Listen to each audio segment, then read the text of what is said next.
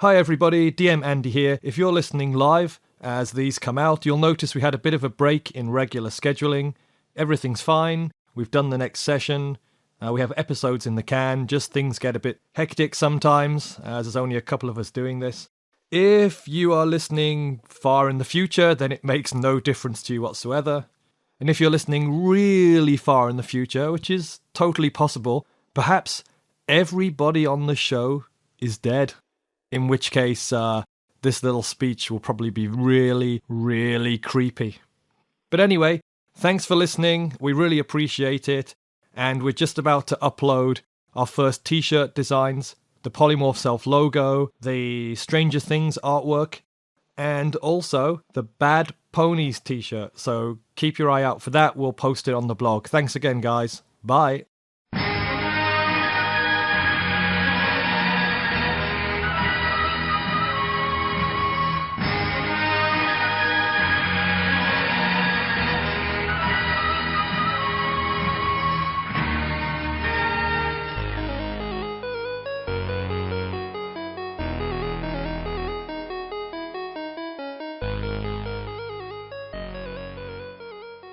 Last time, on Polymorph Self, our heroes woke up, having been reduced to babbling wrecks, having stared into the portal and the cold universe beyond.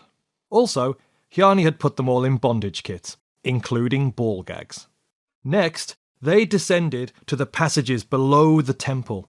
The long, dank hallway was blocked by a portcullis, and the walls had strange boreholes all around. Bjorn crawled in, and discovered a nest of carrion crawlers, large worm-like creatures that paralyze their prey and eat the dead, also known as wallworms. Finally, they defeated the wallworms and readied to continue out of the hall and onwards towards their ultimate goal. I think it's time to go through the other hole. We gotta climb through that hole, and also, that's what she said. All right, why don't you guys stay here until Seyda is recuperated and up and going? Like, do you even want to go down the hole after your carrion crawler incident? It was pretty gross. As long as I'm not the first one in there, it'll be okay. I'll go. You guys just wait here. I'll see if I can just come out on the other side of this portcullis. Okay, so while you wait out Seyda's paralysis, Bjorn enters the new hole. You climb in, and almost as soon as you're in, it's immediately a T-junction, sort of running parallel with the hall. Left is sort of continuing on the general direction, and right is sort of back parallel with it, yeah. So I go left. Okay, you crawl on your hands and knees down this hole for about 5 minutes, so you must definitely be past the second portcullis and a little bit down the hole. And you see a junction coming up ahead. It's quite, again, you got low light vision, but there's not much light, so it's almost, you can only just about see your way. About 6 foot before you reach this junction, both up ahead and behind you, you hear the distant, yet getting closer, shuffling, weird carrion crawler noises. And at the moment, you can't quite tell from it echoing around if it's really behind or in front of you, although a listen check may give you that information. Or you can just take a guess. I immediately scream Manto's name. Okay, you guys hear Manto coming out down the hole. Would you like to... well, yeah, after screaming his name, I'd like to listen. Okay, you scream Manto's name. Manto, beside Billicus, does a little wolf head turn, ears perk up. Checks but it won't... Billicus, see that it's okay. Yeah, well, it won't move without Billicus's command. That carrion crawler sounds like it said Manto. We should probably stay here, because I think it's trying to do something weird and call you in there. Bjorn, what's your listen? 7. Okay, just DC 12 to discern which direction this is coming from. That's a 9 plus a 7 is 16. Definitely up ahead. You see there's a split up ahead, another kind of T-junction. One is going to go left and bring you back out into the hall, it seems, and the other one is going like deeper into the wall cavity. And somewhere from that turn, another carrion crawler is approaching. The deeper in the wall turn. Yeah, but you'd have to sort of get right up to where that is, almost upon it, and then get out first. But it's somewhere just up in that junction ahead of you, and you're sort of like on your hands and knees, but dagger in teeth. All right, well, obviously I'm going to go to the... I'm going to double time crawl to the turn. You get up to the turn. Looking quickly left, you see, 3 feet of crawling, then an open borehole which appears to go back into the hall. You quickly look right, and 1 foot away from you is that disgusting worm end of worm face and its snaking tentacles reaching out to grab you. Can you beat it around the corner before its tentacles try and glom onto you? Let's make an initiative check to find out now. Its initiative is +2, and it rolls a 10 + 2 is 12. My initiative +4.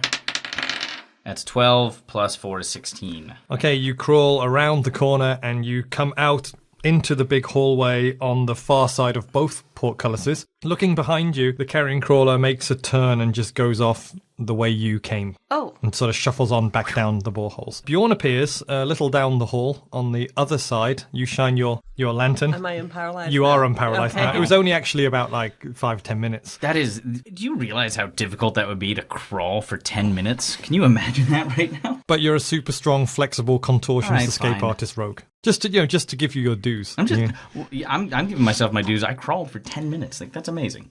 So you did what a baby can do. Yeah. He's a baby Bjorn.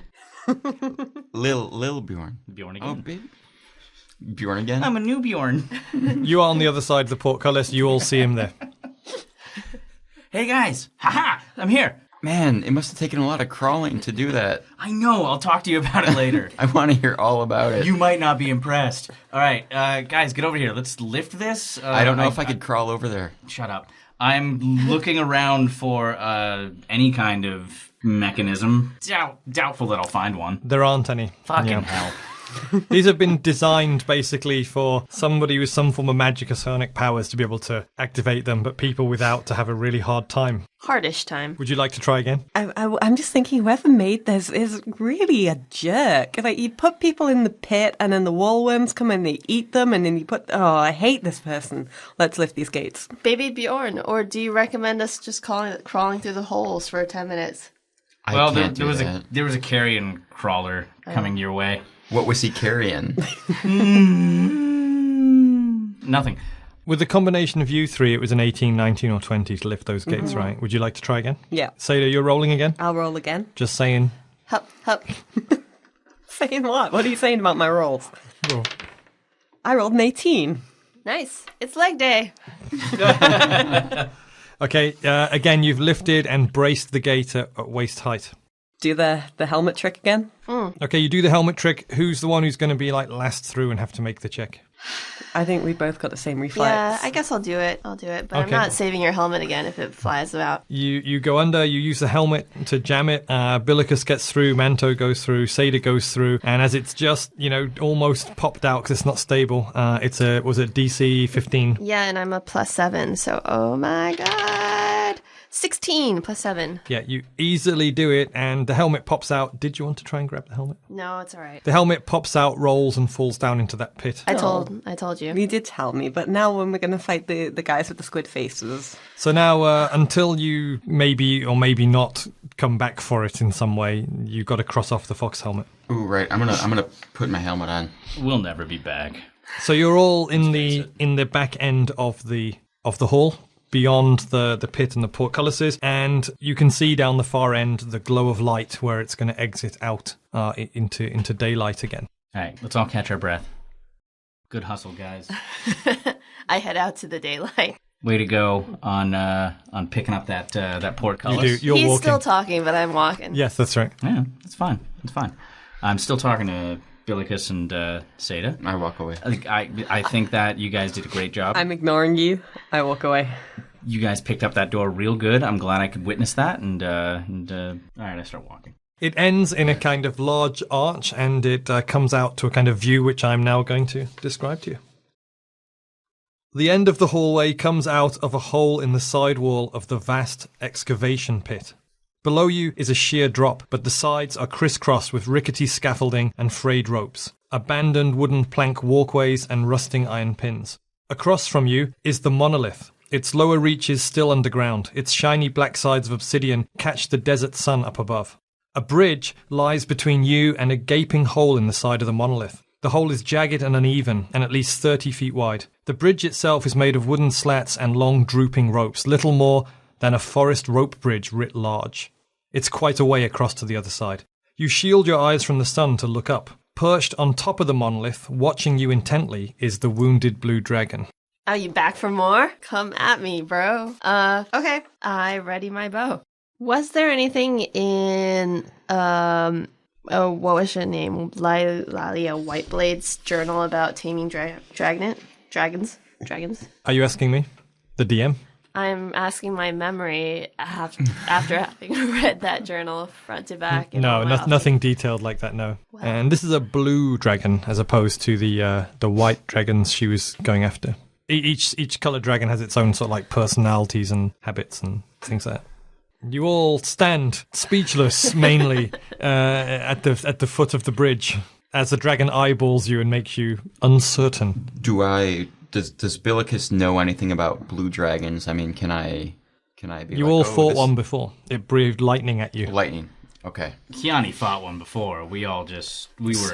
I ducked and covered. Seyda ran away. Yeah. Well, I mean, to be fair, I would duck and cover if it was breathing lightning. I just don't want to cross this horrible rickety bridge if a dragon's going to come and attack us while we're on the rickety bridge. Yeah, which is why I jumped to one of the other pieces of scaffolding. They also make it across to the tower? They're sort of all up and down the walls of the huge excavation pit, which is big enough to drop a town in. So, like the bits and pieces they use to sort of, to lift stuff up and down and to excavate it are still abandoned and rickety, but all over the walls. So you could go up or down and around on these things, but if any of them broke, it would be a long way down. Well, I'm still up. I'm climbing up the scaffolding just to get a better vantage and get away from these guys when the dragon finally attacks. All right, you start using these sort of iron pins, old walkways, bits of rope and scaffolding to start ascending the slope above you. Quite high up above eventually is the back of the temple. Seyda, next action. I shout, "Hey, dragon!" Your voice just sort of echoes all around the pit, which is that's otherwise silent. Hey, dragon, hey, dragon, nods. hey, dragon, hey, dragon, hey, dragon. He gives you the kind of the Upwards nod. all right. Wait, Billicus, you can talk to animals, right? Yeah, but what's he gonna say? I can't. I mean, we could talk. Dragons speak human anyway, don't they? Some have language abilities. If they're younger, they may not. Who knows? Maybe he's got something. You talk to a squid. Why wouldn't you want to talk to a dragon? Well, but I assume he can understand us anyway. You can talk to him, right? I mean, I don't have to. Well, I can't understand him when he talks back. Hello, do you speak common? Again, you shout and your tiny voice echoes all around this gigantic space and it's way up on top of the I yelled down from the scaffolding, somebody run across the fucking bridge. Fine. You're now a good 20 or 30 feet up above the party. They can hear me. Oh, Yeah, he's yeah, going but- up on the scaffolding? Yeah, He going is, up. yeah. Okay. I mean, you've got a vantage point now. You're above them. You can see the bridge. You can see the tops of their heads. You can see the dragon. It's a great Split view. up or something. Jesus. Or casually walk. You know what? I'm gonna strut. Strut! I start strutting across that bridge. You find that it's not totally. It's a rope bridge. It sways a bit, but if you just walk confidently down the center, it's pretty tough. I follow Billicus. I'm going to keep my arrows trained on that dragon, seeing what's going to happen until they're at least like 75% of the way through. Yeah, you're going to cover them essentially. Awesome, Bjorn. I'm staying where I am on my scaffolding, and I'm covering with my bow. Okay, they get halfway across and the dragon hasn't moved, Hjani. And they're now sort of beyond, they themselves, if anything attacked them now, it's beyond your bow range. They're kind of quite a way out now. Oh, okay. So I go up to the foot of the bridge, but I keep those arrows trained on that motherfucking dragon. Some minutes go by, and you guys are 70% across the bridge. Walk, not rushing, but strutting or walking confidently. And Hjani's sort of keeping within 100 feet of you with a bow ready. And at that point, the dragon takes off. It starts wheeling in the sky. And it decides that it can pick Bjorn off, who's halfway up a slope on rickety scaffolding separated from the party. It's coming swooping down towards you, Bjorn. In the middle of this swoop, you might actually be able to get a shot off. Who knows? Overwatch. Shoot, But first of all, let's Bjorn. You've definitely got enough time for an action first, as it's coming swooping down towards you. What will your action be? Wait and see if I can jump on it. Okay. Hjani prepares a shot. What will you guys do? You're almost across the opposite side I'm now. gonna keep going. I've got to get across. Okay, so you I guys don't are. want to be on the bridge. Yeah, you're going to make the end of the bridge then by the end I of don't want to this. be on the bridge. So as it swoops down, Hjani, its AC is 21, and I'm going to give you 2 shots Okay. at normal bonus. Ooh, okay. So you take 2 shots as it swoops down at Bjorn. Okay, so it's a plus 10 bonus. 2 shots. First shot is 12 plus 10, 22. That's a hit. And then should I just roll the second shot right now? Yep. Second shot is a natural 1. Okay, it just sort of spoons off in a completely different direction in the butt again. and fall. It just sort of arcs up and then drops down into the pit, basically. All right, so my first shot is a 1d8 plus 1. So 8 plus 1, 9. And it's already been severely wounded, don't forget, from before. Okay, you strike it with an arrow. It hovers in the air, about sort of 40, 50 feet, flapping its wings away from Bjorn. It rears up and breathes a huge bolt of lightning at you. So that's 6 and 4, it's 10, 17, that's 20, plus another one. 27 is the potential damage. So if you fail to save, it'll be, rounding down, 26, it'll be 13. And if you succeed, it'll miss in total because you're evasion. So DC 18, what's your reflex save? 11. I rolled an 11. It's 22. 22. Okay, so it hovers there, it looks at you, it shoots this massive blast of lightning at you, but that's what you were waiting for all along. I'm wearing up on rubber there. boots. You jump off the scaffolding, you somersault, you flip, and you land on your feet perfectly down back on the foot of the bridge, and the lightning hits the empty spot where a Bjorn once was. I hold up like a 10 sign. Ha-ha! And that's what happens now. Seyda and Billicus and Manto are all at the other side of the bridge, quite far away now. The dragon is wheeling round, looking at you two, and now it's Hjani's action. Okay, so I loose another rapid shot. Yeah, 2 shots. Okay, Its so AC is 21. right. So because it's rapid shot now, it's plus 8, right, instead of a plus 10. All right. So first one, 7 plus 8 didn't hit. Okay. Second one, 14 plus 8 is... It's a hit. Yes, is a hit. And that is a 1d8 plus 1, so 7 plus 1, 8. And the 8 points of damage. You stick it again. Good. Stick you good, dragon. Am I going to take down this dragon alone? Who knows? It Well, seems that way. it's Bjorn's turn in the order of these three, so... Bjorn, you are now with Hjani within the first sort of 40 feet of the bridge. Dragon is wheeling round to come and dive at you. But how far is it? The dragon's about 30 feet away, and it's descending on you to go for a physical attack. I'm married to the idea of jumping on this dragon. So you're going to prepare Yes. and wait to see what it does, and then take your action to jump on For it. some reason, I put my dagger in my teeth and bring out my 60 foot of rope just to hold the coils in my hands. Bjorn, what's your AC? 18. Okay, and it has bite plus 15. Okay, I'm sorry I laughed when I saw that. Ridiculous. It's a 5, that's 20. It sort of comes to rest on the bridge, like savages you with its bite for 1d8 plus 3 damage. 2 plus 3 is 5 points of damage. And then it swoops away as fast as it came down, pleased with itself. What it didn't notice is you let it bite you because you kept a hold of it, grabbed onto the neck, and mounted that dragon. And you are now on its back as it's flying around the monolith. And it hasn't noticed yet. And now it's your action. You are on the back of the dragon. It is flying in the air between the bridge and the monolith and the pit. I just realized now, if I kill this thing, we're going down. Grab it by the horn. That's the electric part. Use your rope. Make a bridle. Is it a rubber rope? I don't know. Well, I do fasten myself to this dragon with the rope, and that is my action. So you use the, so you I secure get yourself. the rope to get around the neck of the dragon. You loop the neck, you tie it to your own waist, and it cannot flip you off now. Well, I'm sure it is. I'm sure it's flipping me double It birds can't right now. buck you. It can't. So even when it realizes you're on there, you're secured. You've done it. So now Hjani's action. Don't kill it, guys. Oh, crap. What have I done? I don't know what to do to a dragon besides kill it. Well, it's swooping around and getting ready for its next attack. All right, so I'm just going to shoot at it again. Rapid shot again, or many shot, whichever one it is. The rapid shot is good. You get 2. Okay. AC 21. All right, so it's a plus 8 for each one. 4 plus 8, that didn't hit. And then... Oh, sorry, It's cocked. Roll again. Yeah, because it was either a 20 or a 2. Against Yes. the cheese. For the listener, it so. came up against a box and was not conclusive. Okay. Natural 1. Oh, well, there goes my butt.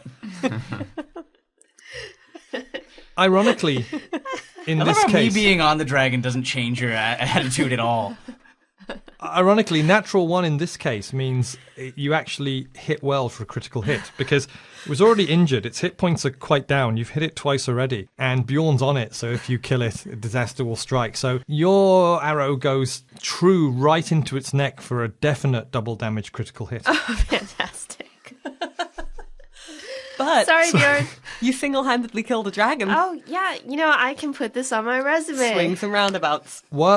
I slowed it down. What do you normally roll for damage for one of these? It is a 1d8? 1d8.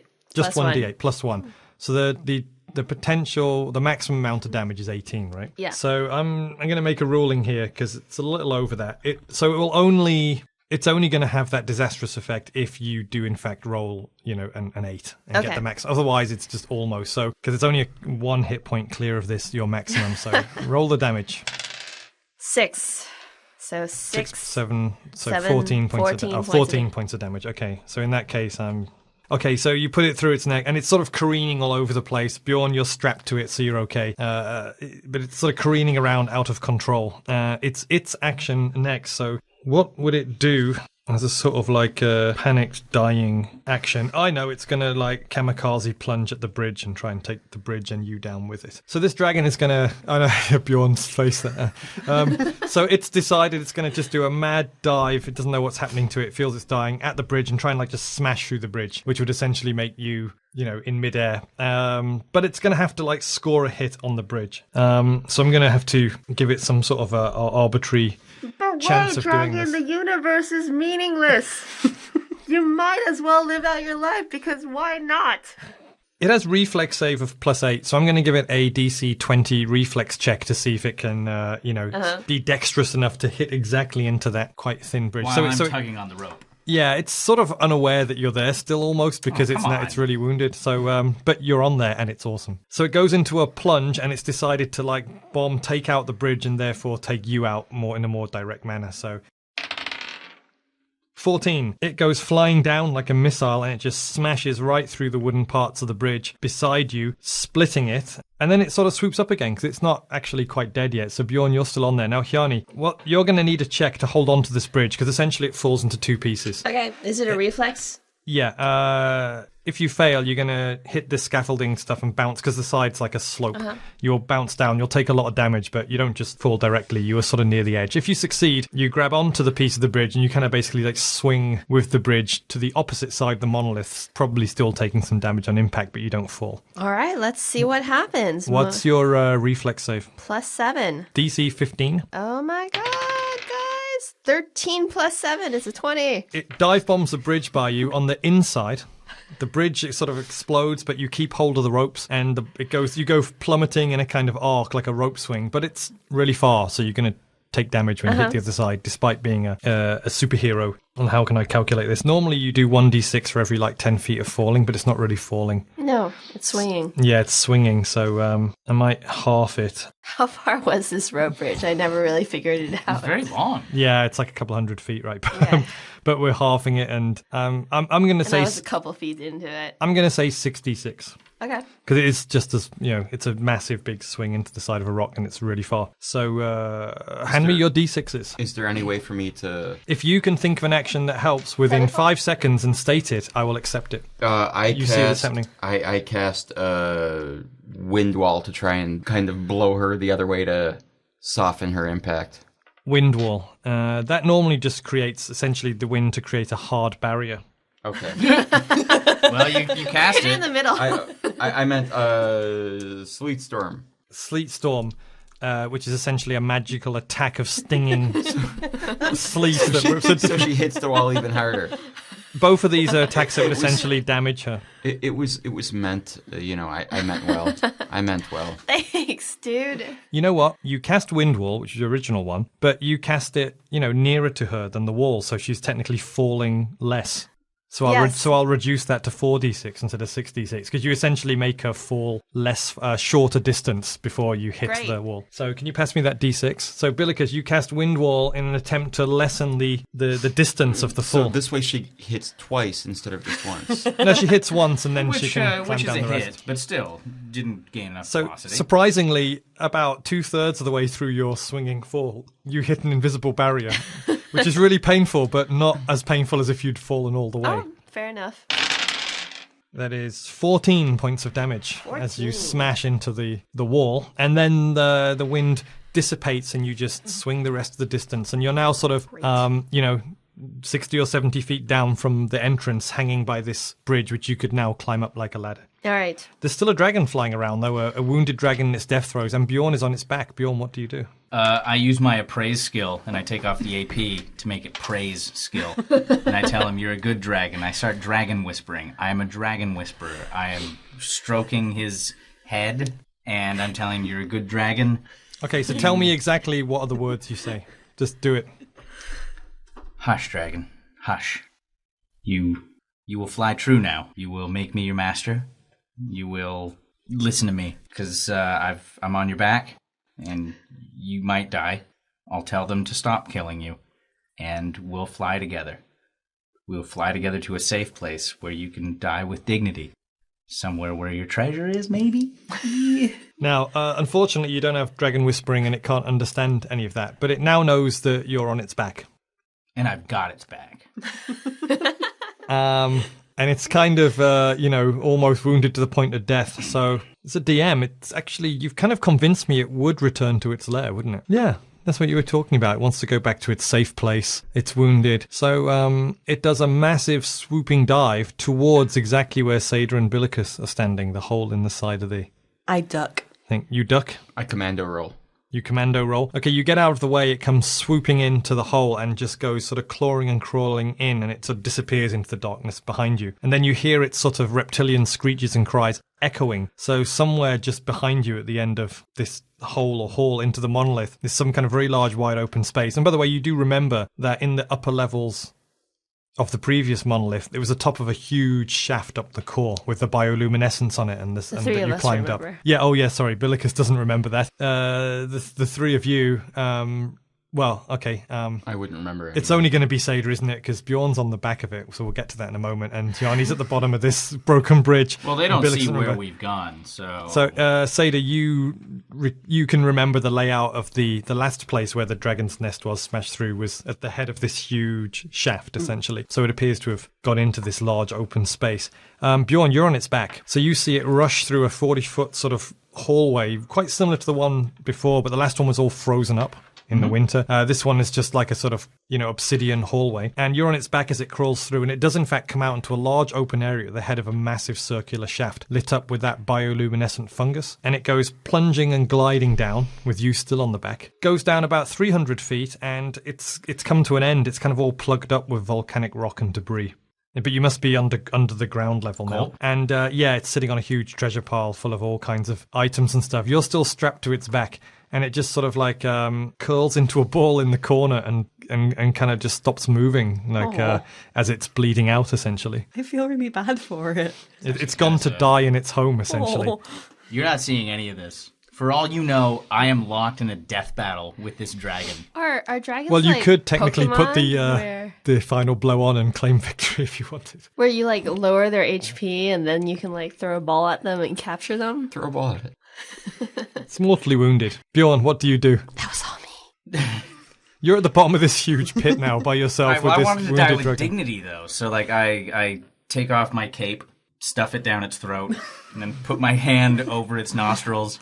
You say, "Sleep now, noble beast." You're going to approach its head. Yeah, I'll approach snout. It's fine.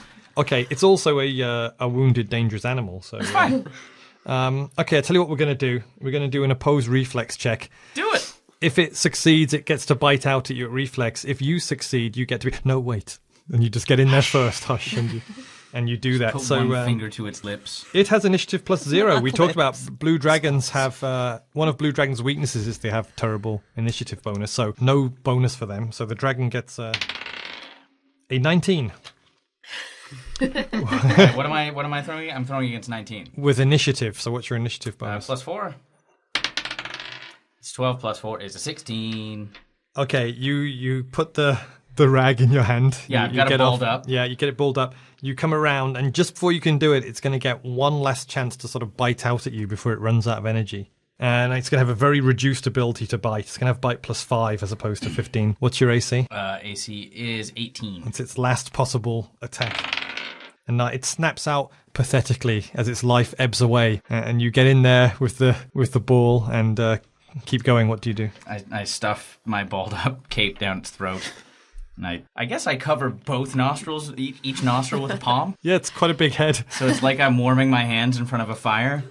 It looks at you. It doesn't understand what you're doing. Hey, you'll understand in a second. Oblivion will help you understand.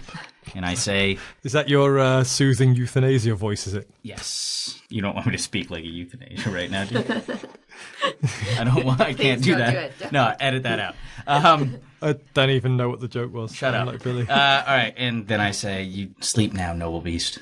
Sleep. You fought bravely and well. Got your ass kicked by Hjani. One person. Yeah, one person. One person. It dies. I'm not taking my cape back. Okay, Hjani, you climb back. The three of you and Mento enter the cave, and you find yourself... it's a similar setup. It's a huge sort of like open core to the monolith, a big circular shaft. In the center, there's a kind of walkway around the side and a little bridge going out to the circular pillar. And there are, on the north, east, south, and west, there are 4 of these halls which extend to the edges of the monolith. You've entered through one of them, and below you is this shaft full of bioluminescent fungus lighting it up. But also, it's not that far down. You see yellow and diamond glitters as well. And I'm like 300 feet down, you said. Hey, is Bjorn okay? It's too far to see the details. You can't see if Bjorn's down there. Bjorn! Guys, you missed the most epic battle that this campaign has ever seen. It is a shame that no one was here to witness this, but the dragon is slain, and I am pretty much untouched. I lost my cape, though. Don't ask. Did you stuff it up his ass? That's a weird question. This is the second time you've killed a dragon by stuffing something in it. No, I did that once. You don't know I killed him this time. I think he stuffed it up his ass. I'm going with Hjani on this one. Do what you will, I killed it.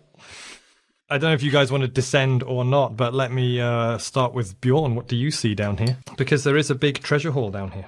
What are we going to do with it? Like, right now, treasure's meaningless to us. Not only because we can't carry it, but also because everything's meaningless. Upgrade. There's going to be some sweet druid gear down there, guys. Yeah, upgrade to our gear. Oh, yeah, let's see what kind of gear they have, because that's the only thing with any kind of meaning. But also what has meaning is the XP that I got off killing that dragon. Who knows, in future adventures at a higher level on a more epic scale, wealth might come in handy. Maybe. But I'm not promising anything. But the problem is, like, it's always gold, so it's so hard for us to take with us. I'm somehow to begin carrying with. 2,100 gold pieces. Well, let's see what's down here first. I think we need lemons to come by with the ornithopter. It's true. Again, the floor of this huge shaft, which, as you know from the previous monolith, should be way, way deeper, but it seems to be filled up with volcanic ash and rubble. The dragon's made its lair down here, and yes, there are a lot of coins, but there are lots of other awesome things. But let's get the coins things out of the way. This dragon's bed that it has crawled back onto to die in its familiar happy place that it loves happens to be a gigantic pile of 7,631 silver pieces. 7,631 silver pieces that you would would just not be able to carry out without help. And That's oddly specific. this is what you find out after you count it, presumably, but we're not gonna Leave that extra one to lemons. unless Billy unless you want to just role play the entire counting thing, calculate how much time you say the numbers out. No, I mean, I have no need for material wealth. He's really good at guesstimating, though. Yeah, It's about 7,631, you guys. You always win those events at the fairs. Oh my god, I've guessed so many jelly beans. Okay, there's also a large iron box that when you open is full of 500 gold pieces. Seems to have been some kind of tribute. Jesus Christ. Oh, it's terrible. And then there's another box which contains a set of 12 carnelians. They're worth 50 gold piece each, so the set is worth 600 gold pieces. They're easily carryable or portable, and their names, the nickname is Desert Gems, where you come from. Carnelians, 12 of them. So they're definitely something that you could carry and divvy up. Also, I'm the only one down here, right? Well, this is the thing. You're all eventually down and counting it, but anything on this list that you hear, Bjorn has the option of slyly pocketing anything you hear on this list. Well, so let me know. I've obviously pocketed all of the carnelians if they're easily carryable. Well, talking of which, the final thing in the coins and gems lying around is, Bjorn, when you were rooting through this huge pile of silver, well, of course you were totally, when no one else was there, swimming in it and Scrooge McDucking it and all this kind of stuff, way, and rolling around in it. And you find buried in it a flawless emerald worth 1,500 gold pieces. Yeah. And a spring hit, whatever it was, but that's okay. That was a gong hit because he found such a valuable piece of That was my treasure. boner from the Now, also the in riches. there, it's a couple of art items. A silver chalice worth 150 gold pieces. I'm already carrying one of those. I throw that in the fucking trash. Well, Oh my god, I need just one of somebody those. write it I'm all gonna get down, then crunk. you can divvy it up later. Yeah, you can get drunk in style. Take it, Crunk. peasants. I'm not a peasant. Sure. Crunk. There's also an eye patch with a mock eye of jade set in it, worth 800 gold pieces. Yep, that's me, and we're never selling it. Are you wearing it right now? Yes. You find him wearing that when you climb down the dragon pit. He's already Who wearing made it. this? It's an eye patch with what? Jade. A jade sort of replica fake eye in it. That's worth 800 gold pieces. A mock eye, it's called. You know it's going to screw up your depth perception. Don't say that in front of Andy. He's gonna fuck up my game. And 800 gold pieces. Hey, I'm going to modify it to a magical eye patch of depth perception correcting. I'm gonna bore a hole in the just so I can see. Okay, there are the following mundane items. An hourglass with silver fittings that's worth 10 gold pieces, just, the price of it on market value. But it's an hourglass. Might be awesome to just keep inverting and watching when These items have a case when of high. I'm all about mundanes. that, yeah. I'm Yeah. gonna grab that hourglass, man. Yeah. You guys should see this shit. You can get Turn it stoned and upside down. literally watch time drifting away like grains of sand. You can turn Record it it. upside down, and then you can turn it upside down again. Yeah, exactly. Okay, and also in the mundane items is there's two more things: a silk rope in a backpack, Ooh, I take that. and one fedora, just lying sadly off to the side. I'm gonna tip that at so many women. Wait, is this a is this a comment on Fedora Bros, or is this a comment on that guy with a fedora we found? Yeah, it's a much callback, earlier? yeah. Okay, thank God. But it's another one. I think I left the last one in the pit. No, so- yeah, we never touched that guy. You just took his ring. Well, that was the only thing worth anything on him. And now, Sounds like one of my ex-wives. magic items, Yay, magic items. What's up with the magic of which there's a lot. First of all, Magic fedora. here's how it works out. There's one, I sort Are of we half down there randomized yet? this. Yeah, you've arrived. Okay. But it's just that I just want to make clear, anything which is down here on this total list, Bjorn does have the option yoink. of yoinking, telling me, and you all cannot, you must Okay. roleplay as if he's not yoinked it. And maybe he does or doesn't. I'm just saying it's a possibility. So, these magic items, four of them are kind of very specific to your classes, which actually worked out quite randomly. And some of them are just in the pool. So I'm going to start with the ones that are just in the pool. So of the minor to medium magic items, there's a strip of vials, 6 of them, and they're all potions of cure moderate wounds. And cure moderate wounds is 2d8 plus 4 in a potion form, and there's 6 of them. Each one has 1 charge. I feel like I'm the one that's constantly reminding people to buy more potions, so I should get that. Yeah, but you're not here. I have good berries. Do we come down just find you wearing everything? You come down and I look like Slick Rick, essentially. I I'm always wearing had this 12 shit. gold chain, 4 hats, Eye patch. and an Jade, eye, Jade and an eye eye patch. patch. Yeah, that's right. So, and then the other one, Lottie-dottie, I killed a dragon. the other one, which is sort of in the pool, so to speak, is actually pretty awesome. They are gloves of arrow snaring with 14 charges. You wear them. If you use one of the charges for that combat, anyone who shoots an arrow at you, you just grab it out of the air and snap them. Gloves of arrow snaring with 14 charges left. The glove fits, I will snatch. Good. We could put him on Manto, though. You're not here. You could put one on his tail.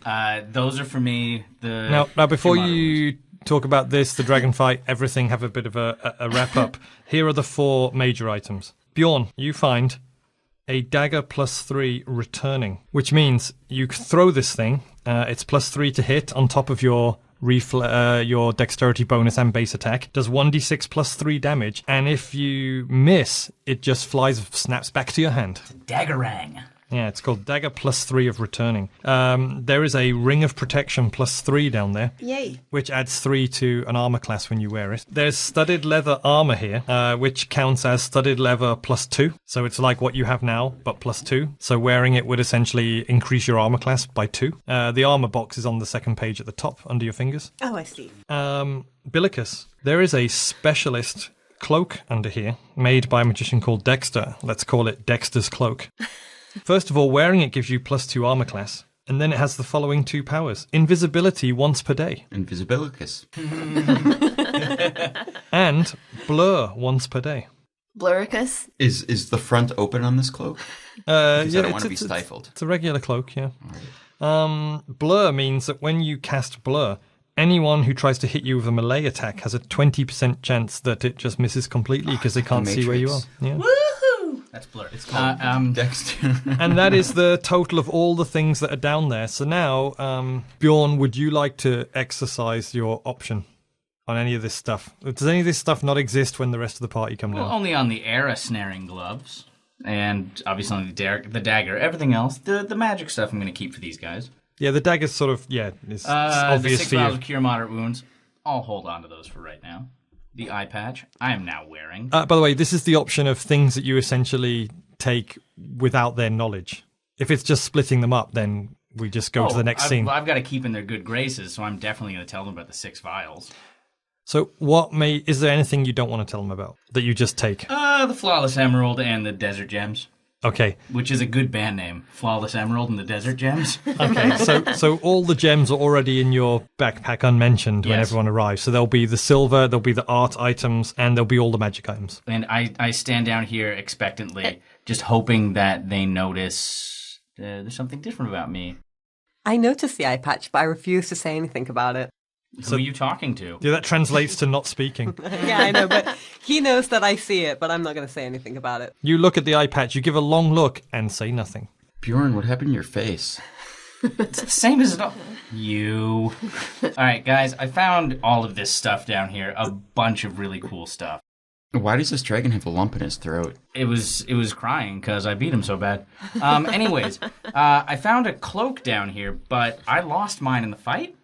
So I actually might need it. It's like an invisibility cloak. I might take that, unless you could use it, Billicus. Man, I could totally use a cloak. All right, take it then, and don't talk about the dragon fight anymore. And you know how it's called Dexter's Cloak specifically? Is when you're putting the cloak on, in the folds you see a little sewn-in name tag. This belongs which says to Dexter. Yeah, that's right. Dexter was here. Oh, you're going to wear the fedora? This fedora looks awesome. Tip it. By all means, it's yours. I put on the fedora, and I look at Seyda, and I tip my fedora. I shiver. It works. Wait, are you wearing the fedora over your Mind Jammer mask? It's basically a pig mask with the fedora on top of it. That sounds it's perfect. totally credible. Does the pig mask have a neck beard on it? Anyways, guys, I found these 6 vials of cure moderate wounds. I could use some of that because I've taken a lot of damage crashing into a air wall. Can you still wink with an eye patch? I'm winking right now, can't you see? You're just blinking. You're just blinking. Well, all right, look, when the eye that you see isn't moving, I'm actually winking with the other eye. Okay. All right, so I've got 6 vials of cure moderate wounds. Who needs healing? Or this guy can just heal you with Man, I have spells. so many good berries. Yeah, this guy can heal you with spells. Or should we just split up the vials? Well, like 1 each, and then whoever needs healing can use the other 2 to heal. That's true. All right, I give away 3 vials, leaving me with 3. I will let you guys rock, paper, scissors for that vial. Yeah, that's something that works in an audio format. They rock, paper, scissors. Wait, so how much was a vial of cure moderate wounds? It cures 2d8 plus 4. Man, if only you had somebody that could heal those wounds for you instead of wasting wasting awesome that. You that told me that potion. you were going to good berry me. I'm done taking your berries. Yeah, you're like a passive-aggressive healer, aren't you? You just taunt people I'll take with the some good berries. first, and you give all these sort of reasons. Exactly. And fight, yeah. I still apparently even... You're an abusive healer, Billy. I still have healing balm. I don't need you. Ex-wife, Dr. Quinn, medicine woman. No, forget it. I'm going home. That one, no, that one. That was a work. stretch. Yeah. I'll take some good berries though. I will actually do you one better. And, You're enabling his abusive behavior by I doing don't need that much healing. The good berries are good for me. I've That's only why lost they're called 5. good berries. Yeah. They're not called bad berries. Yeah, I like the good berries. They taste good and they heal me up. I cast good berry. 4.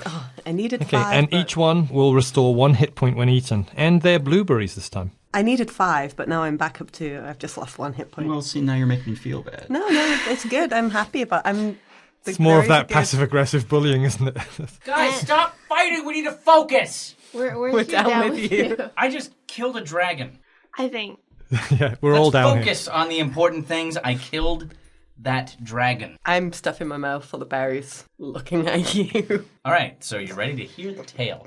All right, he took us down here, but I actually the way I that take was, my cure moderate wounds. I'm so 4, 3, 7, Plus 4, 11 points of damage 11. back. Okay, so I'm still not fully healed up, but So how many hit points do you have out of what maximum? I am a 35 normally, and I took 18 points of damage, which puts me at I think 19.